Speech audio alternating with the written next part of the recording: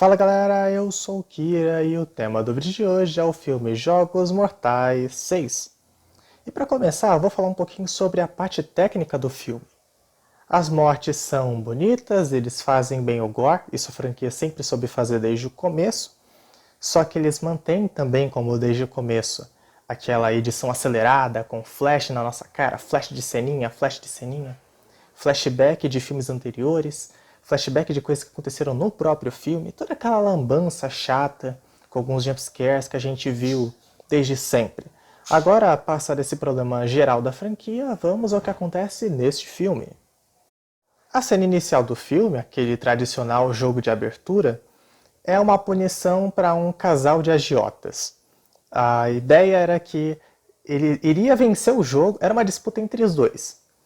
Iria vencer o jogo quem conseguisse jogar mais partes de seu corpo numa bandejinha, numa balança, para pesar mais pro seu lado. É uma ideia, eu acho interessante. Achei bem sanguinolenta. Acho que até me surpreendeu. Eu não esperava uma coisa nesse sentido, uma coisa tão... é absurdo. É até um pouco mais absurdo do que o que a gente já tinha visto antes. E eu também percebi que era uma coisa meio óbvia você arrancar um membro, arrancar dedos, era melhor, mais fácil, mais rápido do que ficar cortando filé de si mesmo. O cara fica lá se analisando para cortar uns pedaços, e ele corta uns pedaços grandes e corta tão bem que eu fiquei tipo, caramba, o cara é um açougueiro para cortar tão bem assim e de boa, né? E aí tem a cena engraçada da mulher levantando a blusa e procurando onde ela tem coisa para cortar, só que não tem nada porque ela é magra. Aí ela resolve cortar o braço. A ideia dela de cortar o braço é óbvia, só que não faz nenhum sentido ela tendo um cutelo, ela tenta cortar com uma faca. Ela achou que ela ia fazer o quê? Serrar o braço como se corta um pão francês? Muito esquisito. Achei muito sem sentido essa cena, mas achei até um pouco divertidinho esse jogo como um todo. Embora fosse meio óbvio que a mulher poderia acabar, provavelmente, iria acabar morrendo por perda de sangue, ou qualquer um dos dois que fosse vencer. Mas essa questão, junto com o problema de ser um desafio de um contra o outro, e não algo que os dois podem vencer juntos, já é padrão para a franquia, porque o Hoffman não se importa com pessoas acabarem morrendo sem ter nenhuma chance de sobreviver. É uma pena, mas é assim. O jogo principal do filme tenta estabelecer uma conexão com o John Kramer na medida em que o cara que é preso, o William, ele é tipo o dono de uma companhia de seguro médico, seguro de saúde, e ele trabalha sempre visando o lucro. Então ele tem um time de funcionários que são especializados em encontrar divergências em contratos, de modo que ele possa sair ganhando sobre as pessoas. Então ele vai dizer que a pessoa está furando o contrato porque tem alguma divergência, algum documento não bateu, ela fez alguma cirurgia que impossibilita a cobertura, e ele também nega pedidos de cobertura baseado nessas especificidades das letrinhas miúdas dos contratos. Isso, assim, tá certo que fez muito mal pro John, porque o William negou um tratamento experimental pro John, e também foi bem babaca naquela ocasião, mas eu acho meio pouco, porque não é uma atitude que de fato mata pessoas. O William, não, diferente do que o John colocou para ele, o William não matava pessoas. Ele apenas usava de artimanhas legais, legítimas, para diminuir suas despesas. Então achei meio forçado ele ser colocado com essa vilania toda. Mas tudo bem, bola para frente. Ele tem essa conexão com o John e vai pego. Ele é pego pelo Hoffman, tipo, não sei, muito tempo depois da morte do John. Só que o John tem fitas gravadas para esse jogo e as fitas ainda valem. Tem até uma fita que aparece o John Kramer mesmo, quer dizer, o ator Tobin Bell. Tobin Bell? Não sei se esse é o nome dele. Enfim, aparece o ator na fita, então é um negócio que realmente foi ele que gravou, não foi uma instrução que o Hoffman seguiu. E isso só aumenta aquela ideia de que o John era um cara, assim, absurdamente inteligente, porque ele preparou tudo por muito tempo. É bem forçado, especialmente agora, e definitivamente não precisava. O William acaba passando pelo mesmo esquema que já existiu na franquia, de um personagem ir passando por vários jogos para poder salvar pessoas. E aí chegar lá no seu final. No caso, ele tem que salvar. O jogo dele é para salvar a família dele. Aí no caminho ele vai passando por outras pessoas. O primeiro desafio é um duelo de respiração. Eu achei isso muito interessante. Quem respirasse iria acabar sendo esmagado. Só que o adversário do William era um fumante, então o fumante levava desvantagem e acabou morrendo por causa disso. Achei interessante, mas isso não trouxe uma lição de vida para o William, então não entendi por que o fumante foi escolhido. Faria mais sentido escolher alguém saudável e o próprio William ser uma pessoa doente, e aí ele ter desvantagem. Se bem que aí ele morreria, mas sei lá, cadê a lição? Tá faltando lição nesse Jigsaw. O segundo jogo é literalmente uma escolha entre quem vive e quem morre, como o John dizia que o William fazia. Salvar uma pessoa saudável que não é relevante ou salvar uma pessoa doente que se tem um peso emocional, se conhece, sabe que ela vai fazer mais falta. É uma dúvida bem interessante e faz sentido também a escolha do William. Não dá para recriminar ele pela escolha que ele fez. O terceiro desafio tem uma dinâmica que eu achei bem legal de William poder aliviar o caminho para a mulher se ferindo no processo. Só que eu estranhei que ele não tentou encontrar uma posição diferente que machucasse ele menos. Ele só apertava a válvula e dane-se, vem o negócio quente e é isso aí. Eu achei legal isso, como isso foi empregado, só que eu não gostei do final. Porque essa ideia de colocar a pessoa que foi salva para atacar o Salvador já foi usado antes. Se eu bem me lembro, aquela mulher que estava com o cabelo sendo puxado fez isso. Acho que foi o Rig. Ela atacou o cara que tinha acabado de salvar ela. Aconteceu a mesma coisa nesse filme. É legal a ideia? É, mas já foi usado, então perde a força. E esse filme faz muito isso. Pegar coisas dos anteriores, que nos anteriores eram melhores, e aqui acaba ficando menos bom, até o ponto de acabar se tornando até mesmo ruim. E essa é uma constante na franquia. A franquia vive fazendo isso, pegando coisas de filmes anteriores e trazendo elas sem ter o mesmo peso. O quarto desafio do William é o gira-gira. Eu achei ele bem sacado e bem tenso, porque toda aquela dinâmica de você tem a arma e a arma vai atirar e ele pode salvar, mas só pode salvar duas pessoas. E para isso ele vai ter que furar a mão. Poxa, bem legal, eu entendo o peso. Eu achei muito interessante como os funcionários dele começaram a mentir e se acusarem uns aos outros para poderem se salvar. A nível temático, isso não exatamente importa, mas eu achei bem sacado. Tornou esse jogo principal mais interessante. Mais interessante pelo menos do que certos jogos principais de filmes anteriores. Mas isso aí acho que eu vou abordar em um futuro do pior ao melhor de Jogos Mortais.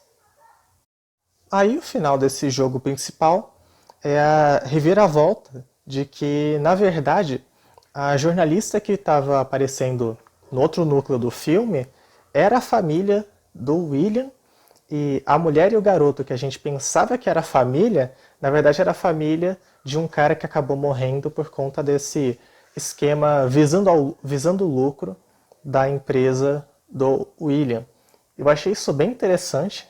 Eu gostei de ter sido enganado dessa forma. Me impactou bem. A franquia já teve plot twists melhores, tipo assim, plot twists mais inteligentes, que não tiveram tanto impacto quanto esse teve sobre mim. Eu gostei bastante dele, achei ele bom assim, de verdade. Em especial porque resulta na vida do William nas mãos daqueles que ele acabou indiretamente prejudicando. Até diretamente, né, prejudicando. Que a mulher e o garoto podiam escolher se o William morreria ou não. Eu pensei até que poderia acontecer de ser um jogo para eles aprenderem a perdoar, e caso eles escolhessem matar o William, eles morreriam. Teria sido muito melhor. Mas tudo bem, eu aceito que a decisão deles seja soberana. Acabou sendo um desfecho bacana para um jogo legal. O jogo importa pouco, tem aquela conexão fraca e meio forçada com o John Kramer, mas é legal. E sendo legal, ele já é mais interessante, já se torna mais interessante do que o jogo do filme anterior. Porque em Jogos Mortais 5, o jogo principal era só para encher linguiça, para no final a gente descobrir que não tem nada de relevante. Nesse tem umas pontinhas de relevância e eu acho o twist menos previsível, então ele acaba se tornando mais legal e, consequentemente, preciso dizer que Jogos Mortais 6 é melhor que Jogos Mortais 5. Agora vem o lado que realmente importa do filme. O lado que daria uns 20 minutos se não fosse tanta encheção de linguiça que tem. Que é a parte dos agentes, o Hoffman, a polícia e a viúva do Jigsaw, que eu não lembro o nome, então vou chamá-la de viúva. A princípio, é revelado que a agente Pérez, aquela que se aproximou do boneco, que obviamente era uma armadilha, o boneco explodiu e ela se lascou, aquela estúpida, ela tá viva, desnecessariamente viva, inclusive, porque ela não é útil e no final ela morre, então pra que deixar ela viva? Não sei, podia usar uma personagem nova, ao invés de ficar fazendo esse monte de link com o filme anterior que, na verdade, não serve pra nada. A Pérez está acompanhada pelo Erickson, enfim, é o outro policial lá. E na verdade eles são do FBI. E eles estão investigando os assassinatos realizados pelo Jigsaw. E eles vão chegando no rastro do Hoffman, porque o Hoffman foi burro e matou o cara, arrancou a pele no formato do quebra-cabeça da última vítima dele, que foi a vítima do jogo o primeiro jogo desse filme, com a mesma lâmina que ele usou para arrancar do cara que matou a irmã dele. Então fica meio óbvio que ele é suspeito. Ele foi extremamente burro e isso não faz nenhum sentido porque ele já demonstrou ser esperto. Então fica meio incoerente. Além disso, quando ele conversa com a mulher que cortou o braço, ele fala com ela de um jeito muito suspeito, muito como se ele fosse o Jigsaw. Porque ele não fala num esquema de interrogatório, querendo extrair informações. É como se ele quisesse saber se ela aprendeu a lição com o que aconteceu. É muito esquisito. Muito esquisito mesmo, sabe? É outro nível de forçação de barra. Aí nessa de aparecer o Hoffman e a viúva interagindo como se eles já se conhecessem, já soubessem sobre o jogo, o que é uma coisa inédita porque a gente não sabia sobre esse envolvimento da viúva e de repente, nossa, ela está envolvida e ela e o Hoffman já se conhecem, está tudo certo entre eles. Surgem vários flashbacks do John. Tem alguns momentos interessantes do John conversando com o Hoffman, mas é tudo meio, vamos dar um jeito de enfiar esse ator nesse filme, vamos fazer isso. Porque, no geral, o John só aparece em flashbacks nesse filme para falar coisas que a gente já sabia, acrescentar coisas que não estão acrescentando nada. São cenas novas dele dizendo as mesmas coisas que a gente já entendeu. Sabe, chega, vira o disco. Não tem mais mitologia de John Kramer, não tem mais ideais de John Kramer pra gente aprender. A gente já entendeu. Chega, Jogos Mortais. Chega, não precisa mais disso. Eu já entendi que ele acredita que as pessoas podem mudar depois que chegam perto da morte. Tá bom, já deu. Também são mostrados várias vezes bastidores de outros filmes. É mostrado bastante a Amanda e é uma porcaria. Não acrescenta nada, só serve pra enrolar. Enrolar, enrolar. Do mesmo jeito que outros filmes já enrolaram. Aí a franquia vai ficando super intrincada, só que esse super intrincamento não melhora a qualidade, só a deixa confusa. Só faz com que alguém que assista aos filmes esporadicamente acabe não entendendo algumas coisas.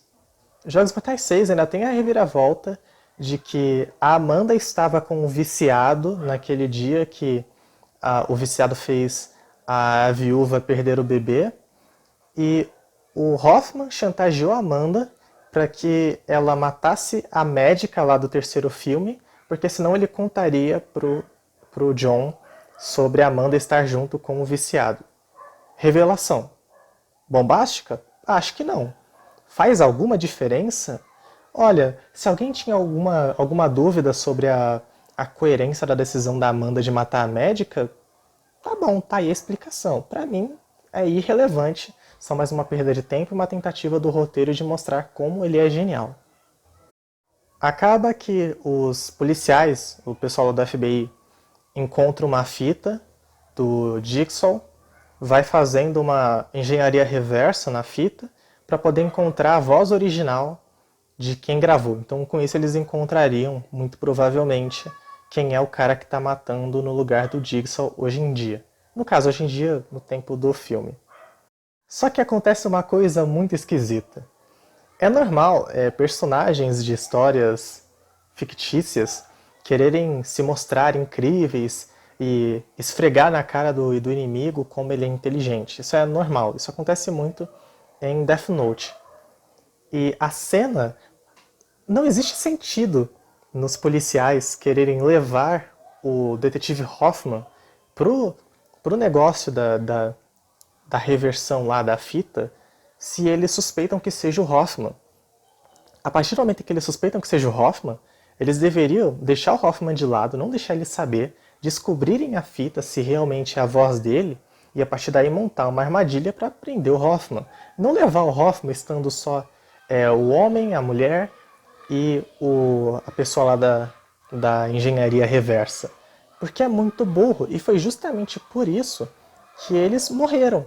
Porque eles ficaram lá moscando, olhando para o negócio lá da voz, e aí, olha só, é a voz do Hoffman, que surpreendente, a gente nem desconfiava disso. Aí Hoffman foi lá e numa cena fantástica, matou os dois, aliás, matou os três. Pra que aquilo? Pra quê? Pô, super legal, mas não faz nenhum sentido. Se eles levaram ele lá só pra esfregar na cara dele, por que aquele imbecil, aquele jumento daquele policial ficou olhando pra tela ao invés de ter sacado a arma e apontado pro Hoffman para render o Hoffman? Eles já não sabiam? Eles já não imaginavam? Então por que deixar o cara livre daquele jeito? Aquilo me revoltou. A cena é super legal, me lembrou Death Note, o que me fez gostar mais ainda da cena.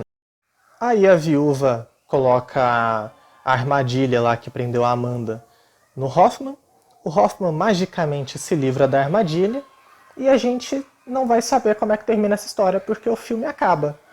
Então, o que aconteceu com a viúva, o que aconteceu com Hoffman, a polícia sabe sobre ele, alguém está atrás dele, a viúva vai continuar os jogos, a viúva queria matar o Hoffman ou ela só queria testá-lo? Se queria testá-lo, por que deixou ele amarrado na cadeira? Se queria matá-lo, por que simplesmente não matou ao invés de colocar a armadilha na cabeça dele? A gente só vai saber isso no próximo filme. Porque a história desse filme, pelo menos a história que importa, a macro história da franquia, ela é incompleta. A gente tem que assistir, tipo, o final e o começo do quinto filme para entender como é que a história tá indo. Final e começo do sexto filme, aí final e começo do sétimo filme, e é isso, aí assim por diante. A gente nunca vai ver a história começar e terminar no mesmo filme. Porque essa franquia decidiu ser uma série, uma série, não um seriado. Ela joga aquela trama principal, que é o jogo principal, que começa e termina, é legalzinho sempre, tem aquelas sacadinhas e tal, só que a história que importa, ela vai se arrastando entre muitos filmes e não conclui, e vai nessa, e vai indo, e não chega a lugar nenhum. Isso é uma coisa que me irrita, porque isso é uma franquia de filmes, isso não é uma série. Poxa, é tão difícil assim fazer um filme focado nessa história do Hoffman com a viúva, ao invés de fazer filmes que falam sobre outras coisas e o que importa é secundário? Que droga! É claro que o John Kramer previa que o Hoffman precisaria de mais um teste, é claro que estava tudo o segredo lá nos envelopes e todo o preparo do John que guiou toda essa franquia continua acontecendo mesmo que ele já tenha morrido no terceiro filme.